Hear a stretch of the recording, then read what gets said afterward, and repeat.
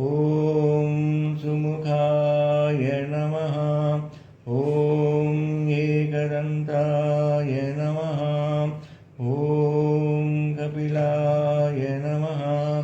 ॐ गजकर्णाय नमः। ॐ लम्बोदराय नमः। ॐ विकटाय नमः।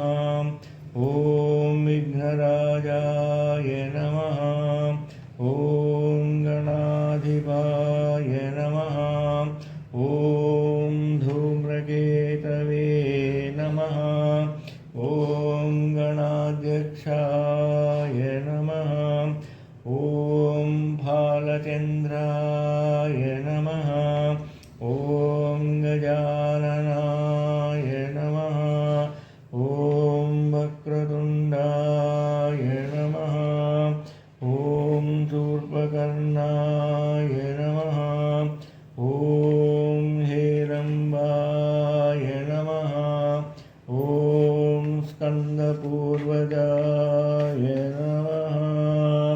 षोडशैतानि नामानि यः पठेत् शृणुयादपि विद्यारम्भे विवाहे च प्रवेशे निर्गमे तथा सङ्ग्रामे सर्वकार्येषु विघ्नस्तस्य न जायते।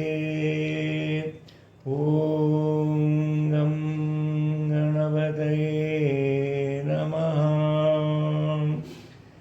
हरिसूनने मङ्गलं विघ्नराजाय विघ्नहस्तेस्तु मङ्गलम्।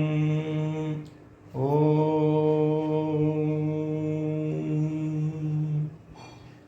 वासुदेव।